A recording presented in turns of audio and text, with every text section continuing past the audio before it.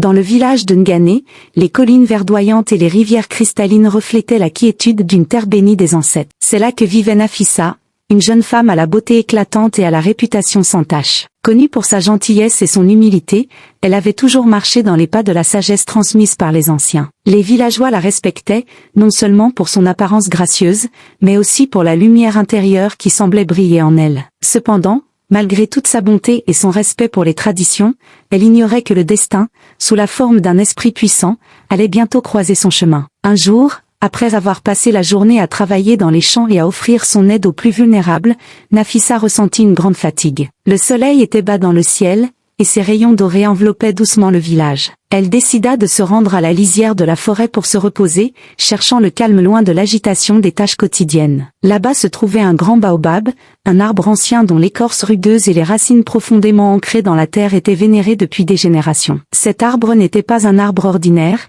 il portait en lui le souvenir des premiers jours du monde et servait de demeure aux esprits de la forêt, qui veillaient sur la nature et les hommes. Nafissa savait bien que l'arbre était sacré. Les anciens disaient que sous cet arbre, seuls ceux qui avaient un cœur pur pouvaient s'y reposer sans crainte, car les esprits qui l'habitaient étaient parfois imprévisibles. Mais, rassurée par sa propre droiture et la fatigue alourdissant ses paupières, elle s'allongea à l'ombre bienveillante du baobab, espérant y trouver un peu de répit avant le coucher du soleil. Le chant des oiseaux, mélodieux et paisible, se mêlait au souffle léger du vent qui caressait les feuilles de l'arbre. Sous l'emprise de la douce brise, Nafissa ne tarda pas à sombrer dans un profond sommeil. Pourtant, la terre sous l'arbre n'était pas comme celle des autres lieux. Le sol y était imprégné de l'énergie mystique des esprits. Dès qu'elle ferma les yeux, sans même le savoir, elle pénétra dans un autre monde, un espace intermédiaire, où le voile entre le royaume des hommes et celui des esprits était mince. Dans ses rêves, les paysages changeaient. Elle se trouvait dans une forêt dense, bien plus verdoyante et vivante que celle de son village. Chaque feuille semblait briller d'une lumière propre,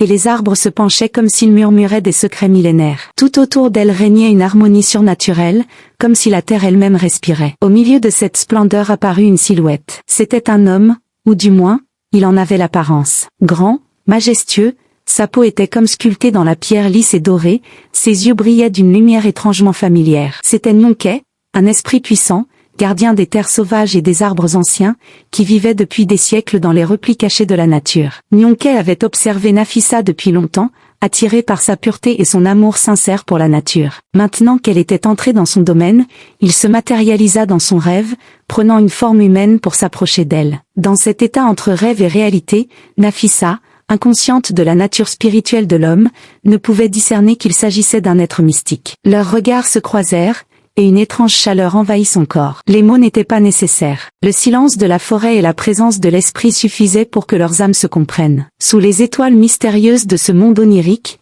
ils s'unirent, guidés par une force ancienne, loin des conventions humaines. Nyonkai lui offrit son amour, et sans que Nafissa ne le sache pleinement, une promesse invisible se scella entre eux, liant leur destin. Au matin, Nafissa s'éveilla à l'ombre du grand baobab, rafraîchie et sereine, mais sans aucun souvenir du rêve étrange qu'elle avait fait. Elle se redressa, ajusta son pagne, et retourna tranquillement au village, convaincue d'avoir simplement passé une nuit sous l'arbre sacré. Elle ignorait alors que cet instant fugace sous les branches du baobab marquerait le début d'une longue épreuve pour elle. Quelques semaines plus tard, Nafissa découvrit des signes qu'elle ne pouvait ignorer, son ventre commençait à s'arrondir, porteur d'une nouvelle vie. Mais au lieu de la joie, elle fut envahie par la confusion et la peur. Comment pouvait-elle être enceinte alors qu'aucun homme ne l'avait touchée? Au bout de quelques semaines, Nafissa commença à ressentir un étrange malaise. Ce n'était pas la simple fatigue qui accompagnait les journées passées à cultiver les champs et à s'occuper des tâches du village. Il y avait quelque chose de plus profond, de plus intime,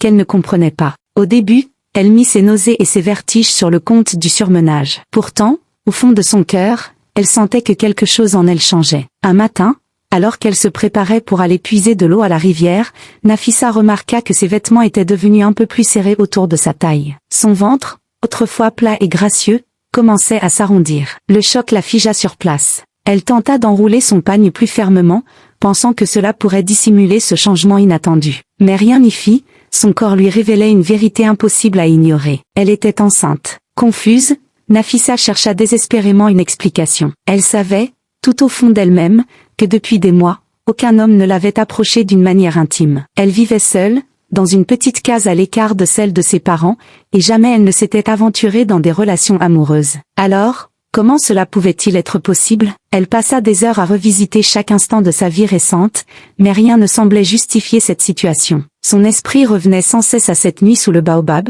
mais elle ne parvenait pas à se souvenir de quoi que ce soit de précis. C'était comme si un voile mystique enveloppait ce souvenir, le rendant flou et inaccessible. Inquiète, elle décida de garder le secret. Elle espérait que peut-être, ce n'était qu'une illusion ou un malentendu. Cependant, les semaines passèrent et son ventre s'arrondit de plus en plus, confirmant sans aucun doute qu'elle portait bel et bien un enfant. Le village, bien qu'habité par des esprits forts, n'échappait pas aux rumeurs. Quelques femmes du village, dont l'envie envers Nafissa avait grandi avec les années à cause de sa beauté et du respect qu'elle inspirait, commencèrent à remarquer les changements dans son apparence. Elles commencèrent à murmurer entre elles, échafaudant des théories sur l'identité du père. Les rumeurs se répandirent comme une traînée de poudre dans tout le village. Certains prétendaient que Nafissa avait secrètement rencontré un homme la nuit, d'autres disaient qu'elle avait rompu un vœu de chasteté ou qu'elle avait caché une relation interdite. Peu à peu, ces murmures se transformèrent en moqueries à peine voilées. Les gens la regardaient différemment. Les sourires respectueux qu'elle recevait jadis se transformaient en regards suspicieux, voire accusateurs. Elle n'est plus aussi pure qu'on le pensait, disaient certains. Comment une femme non mariée peut-elle être enceinte? Elle a forcément trahi les traditions. Nafissa, accablée par ces accusations silencieuses, se sentait trahie par son propre corps. Les gens qu'elle avait toujours aidés, ceux à qui elle avait consacré son temps et sa compassion, la tournaient maintenant en dérision. Les rires étouffés, les messes basses et les regards fuyants la suivaient à chaque pas. Les femmes la traitaient avec froideur, les hommes baissaient la tête en signe de mépris, et les enfants, qui autrefois couraient joyeusement vers elle, étaient désormais tenus à l'écart. Malgré tout, Nafissa refusa de céder à la honte. Elle ne comprenait pas ce qui lui arrivait, mais elle était sûre d'une chose, elle n'avait rien fait de mal. Elle commença à prier plus intensément, à implorer les esprits de la forêt et les ancêtres de lui donner des réponses. Ces nuits devinrent longues et solitaires. Dans le silence de la nuit, sous la lumière vacillante de la lune, elle contemplait son ventre grandissant, cherchant un signe qui pourrait lui expliquer cet étrange phénomène. C'est alors qu'une nuit, tandis qu'elle dormait paisiblement dans sa case, une présence étrange l'envahit à nouveau. Dans un rêve, le même esprit qui l'avait approché sous le baobab réapparut. Cette fois, il n'était plus une silhouette mystérieuse. Il se tenait devant elle avec un visage clair, serein mais empreint de la majesté d'un être qui ne venait pas du monde des hommes. « Nafissa, dit-il d'une voix douce mais imposante, je suis Nyonké, gardien des forêts anciennes et des terres que ton peuple cultive. Ce que tu portes en toi est le fruit de notre union sacrée. Ce n'est pas un accident, mais une bénédiction, une destinée que même les hommes ne peuvent comprendre. » Nafissa, dans son rêve, le regardait avec des yeux remplis de perplexité. « Je ne me souviens de rien, » murmura-t-elle. « Pourquoi m'as-tu choisi? Parce que ton cœur est pur, répondit Nyonké. Tu es digne de porter mon enfant, un être qui sera à la fois lié au monde des esprits et au monde des hommes. Mais sache que ton chemin sera difficile. Les esprits jaloux et malveillants cherchent à te nuire, à te ridiculiser devant ton peuple. Pourtant, tu ne dois pas douter. Ce que tu vis est une épreuve qui te préparera à une grande destinée. » Nafissa se réveilla en sursaut. Son cœur battait à tout rompre, mais cette fois, une certaine clarté l'habitait. Ce qu'elle avait cru être une malédiction ou un accident était en réalité une bénédiction, une alliance sacrée entre elle et un esprit ancien. Elle comprit alors que la moquerie et le mépris qu'elle subissait n'étaient que les premiers signes de l'épreuve que les esprits jaloux lui imposaient. Elle savait désormais que sa grossesse n'était pas le fruit d'une union honteuse, mais le symbole d'une connexion mystique plus grande que ce que les hommes pouvaient concevoir. Mais comment expliquer cela aux villageois, qui, aveuglés par leur propre jugement, ne pourraient jamais comprendre le lien qui l'unissait à Nyonké, l'esprit de la forêt? Malgré la révélation que lui avait faite Nyonké, l'esprit de la forêt, Nafissa ne pouvait empêcher les rumeurs de se répandre dans le village comme un feu sauvage. Chaque jour qui passait, son ventre s'arrondissait un peu plus, et avec cela, les moqueries et les jugements devenaient plus virulents. Ceux qui autrefois la respectaient la regardaient désormais avec mépris, comme si elle portait en elle une souillure, une preuve de déshonneur. Tout avait commencé subtilement, presque discrètement. Quelques murmures entre les femmes du marché lorsqu'elles venaient acheter du manioc ou des tissus pour ses vêtements. « Avez-vous vu le ventre de Nafissa ?» murmurait l'une. « Je me demande quel homme a pu la séduire en cachette. Une femme qui se prétend sage mais qui se comporte ainsi, honteux. » Une autre répliquait. « Peut-être a-t-elle été ensorcelée. Sinon, comment expliquer un tel scandale sans père ?» Mais bientôt, les murmures devinrent des conversations publiques, et les regards autrefois bienveillants devinrent accusateurs. Les enfants du village, répétant ce qu'ils entendaient chez eux, commencèrent à l'éviter, certains allant même jusqu'à l'appeler des noms peu flatteurs lorsqu'elle passait. « Nafissa l'a déshonorée, disait-il en riant, ignorant la profondeur de leurs paroles et la douleur qu'elles infligeaient à la jeune femme. Le soir, Après une longue journée à supporter ses moqueries, Nafissa se retirait dans sa case, seule avec ses pensées. Elle s'assoyait sous le petit toit de paille, ses mains caressant doucement son ventre, ressentant déjà le lien maternel avec l'enfant qu'elle portait. Mais ce lien ne pouvait effacer la douleur des mots venimeux du village. « Que dois-je faire ?» se demandait-elle souvent dans le silence de la nuit. Elle connaissait désormais la vérité, mais comment l'expliquer à des esprits aussi terre à accent grave terre que les hommes, eux qui ne voyaient que ce que leurs yeux leur montraient? Les jours s'écoulèrent, et les rumeurs continuèrent à enfler. La nouvelle de sa grossesse se répandit dans tout le village et même au-delà. Certains disaient qu'elle avait trahi les traditions de ses ancêtres en se livrant à des pratiques immorales. D'autres prétendaient qu'elle avait été maudite par des esprits pour avoir manqué de respect au grand baobab. Les hypothèses les plus folles couraient parmi les villageois, et personne ne se souciait de lui demander directement la vérité. Ils préféraient construire leur propre récit, enivrés par le plaisir de la moquerie et du jugement. Mais les plus cruelles restaient les femmes du village, en particulier Memouna, une femme âgée et influente, connue pour sa langue acérée. Memouna, qui avait toujours jalousé la beauté et la jeunesse de Nafissa, voyait dans cette grossesse mystérieuse l'occasion parfaite de la faire tomber de son piédestal. Lorsqu'elle passait près de Nafissa au marché, elle ne manquait jamais de laisser tomber une remarque blessante, suffisamment fort pour que tout le monde l'entende. « Ah, Nafissa, je vois que ton ventre s'arrondit encore. Peut-être que le père de cet enfant apparaîtra enfin, ou peut-être est-il invisible comme les esprits que tu prétends respecter, disait-elle avec un rire moqueur. Les jeunes filles d'aujourd'hui ne savent plus se comporter. Elles veulent se montrer pures, mais voilà qu'elles tombent enceintes sans mari. Quelle honte pour le village, renchérissait-elle, provoquant les rires des autres femmes qui l'accompagnaient. Les hommes, quant à eux, la fuyaient. Autrefois admirés pour sa beauté et sa sagesse, ils ne voyaient plus en elle qu'une femme déchue. Ils ne voulaient pas être associés à elle par peur de se retrouver eux aussi victimes de moqueries. Pour eux, la simple idée qu'une femme puisse être enceinte sans mari était inacceptable. Elle a brisé les lois du village, murmuraient certains. Elle doit être punie. Bientôt, la situation devint intenable. Les rumeurs et les moqueries prirent une telle ampleur que les anciens du village furent contraints d'intervenir. Nafissa, qui avait toujours été respectée par ses sages pour son comportement exemplaire, fut convoquée devant le conseil des anciens. « C'est une affaire trop grave pour rester sans réponse », disait-il. Le village entier attendait avec impatience ce jugement. Certains espéraient l'avoir humiliée publiquement, tandis que d'autres, plus mesurés, voulaient simplement comprendre. Le jour du conseil approchait, et Nafissa se retrouvait face à une épreuve qu'elle redoutait. Comment expliquer à ces anciens, enracinés dans leurs traditions et leurs croyances, que ce qu'elle portait en elle était le fruit d'une union sacrée avec un esprit de la forêt? Même si elle croyait fermement aux esprits et aux ancêtres, elle savait que les esprits étaient un domaine mystérieux et incompris par la plupart des villageois. La veille du jour fatidique, alors que Nafissa se préparait pour cette confrontation inévitable, une ombre apparut dans sa case. Nyonkai, l'esprit qu'il avait visité dans ses rêves, se manifesta une fois de plus. « Ne crains rien, Nafissa, dit-il d'une voix apaisante. Tu es sur le point de traverser une épreuve difficile, mais souviens-toi que je suis à tes côtés. Les hommes ne voient que ce qui est devant eux, mais nous, les esprits, voyons au-delà. Ton enfant est béni, et ceux qui se moquent de toi, qui te jugent sans connaître la vérité, comprendront leur erreur en temps voulu. Demain, lors du conseil, ne dis rien. Laisse les esprits parler pour toi. » Cette révélation réconforta Nafissa, bien que la peur demeurât en elle. Elle savait qu'elle devait se présenter devant les anciens avec dignité, mais l'idée de rester silencieuse face à tant d'accusations la terrifiait. Le jour du jugement arriva. Le village tout entier s'était rassemblé autour de la place centrale. Les anciens, vêtus de leurs vêtements cérémoniels, étaient assis en demi-cercle autour d'un grand feu. Le chef du village, Moussa, prit la parole en premier. Il expliqua l'importance de cette rencontre et rappela les valeurs de pureté et de respect des traditions que le village avait toujours honorées. Il invita ensuite Nafissa à s'expliquer devant le conseil. Le silence tomba. Tous les yeux étaient rivés sur elle. Nafissa, le cœur battant, avança lentement vers les anciens. Elle ouvrit la bouche pour parler, mais se rappela les paroles de Nyonkai. Elle se ravisa, baissa les yeux, et resta silencieuse. Ses lèvres demeurèrent closes. Un murmure d'incompréhension parcourut la foule. Les villageois attendaient une défense, une explication. Les anciens, eux aussi, étaient perplexes. C'est alors qu'une brise légère, presque imperceptible, balaya la place. Le feu crépita de manière inhabituelle. Un souffle étrange sembla traverser l'air. Les anciens échangèrent des regards inquiets,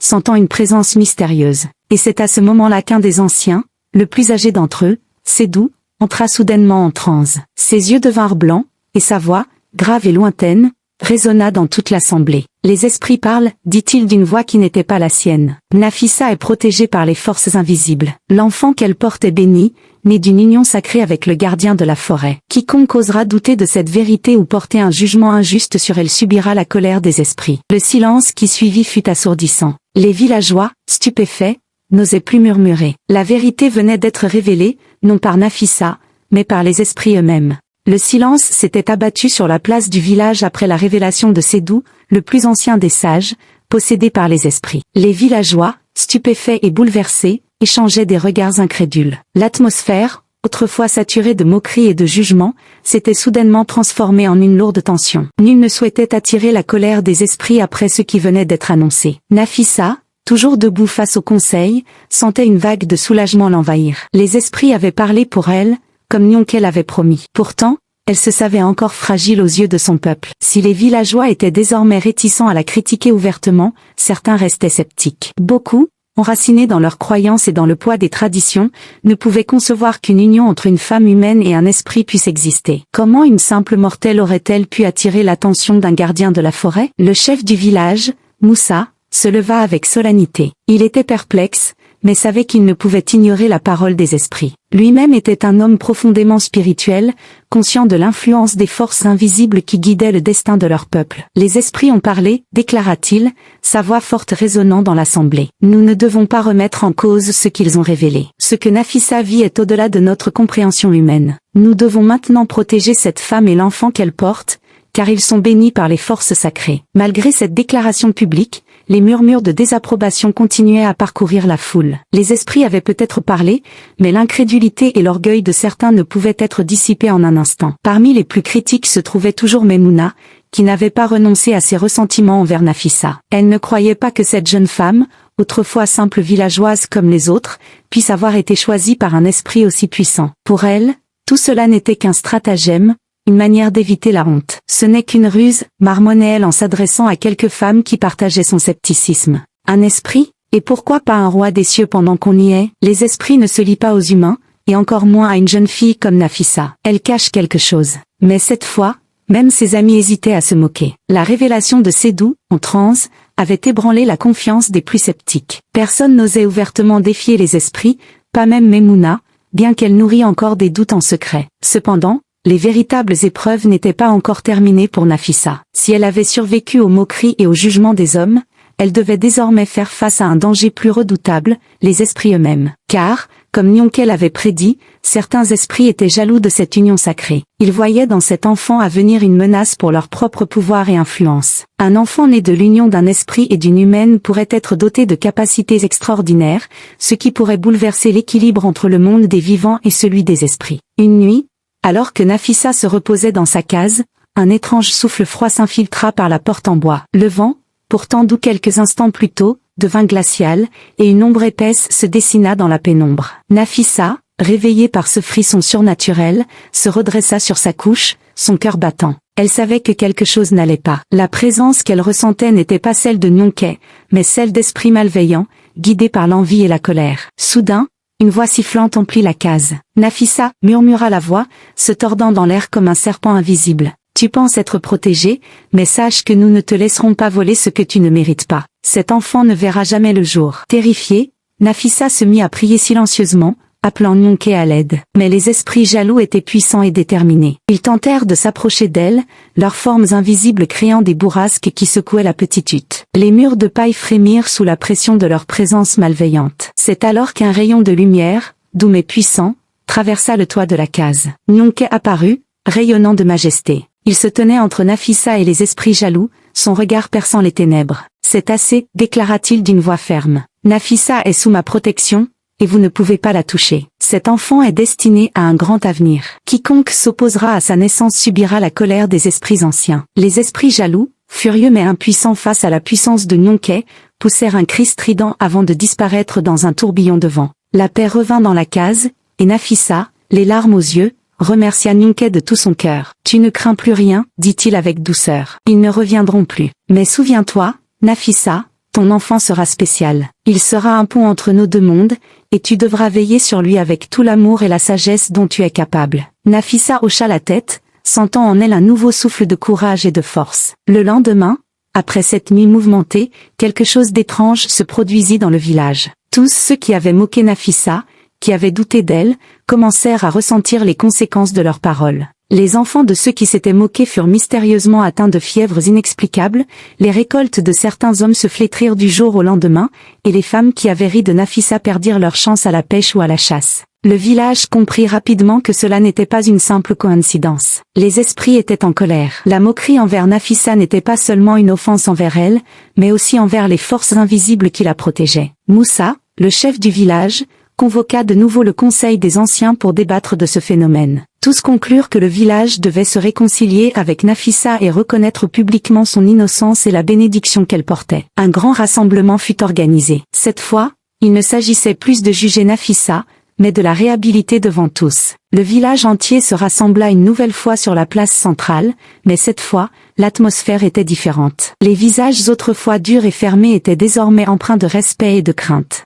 Moussa, debout devant l'assemblée, prit de nouveau la parole. « Le village a commis une erreur en jugeant trop vite Nafissa, déclara-t-il. Elle n'est pas coupable. Ce qu'elle vit est une bénédiction des esprits, et nous devons honorer cette bénédiction. Nous demandons pardon pour nos paroles et nos actes. » À ces mots, tous les villageois s'inclinèrent devant Nafissa en signe de respect. Même Memouna, bien que réticente, comprit qu'elle n'avait d'autre choix que de suivre le mouvement. Elle baissa la tête, mais au fond d'elle, la jalousie n'avait pas totalement disparu. Nafissa, bien que soulagée, resta humble. Elle accepta les excuses du village, non avec arrogance, mais avec la bienveillance qui avait toujours caractérisé son cœur. Elle savait que sa véritable épreuve était encore à venir, élever un enfant destiné à unir les mondes des esprits et des hommes. Nafissa, réhabilitée aux yeux de son peuple, poursuivit sa grossesse avec la paix retrouvée. Les moqueries disparurent, remplacées par des regards d'admiration et de respect. Elle devint une figure encore plus respectée dans le village, non seulement pour sa beauté et sa sagesse,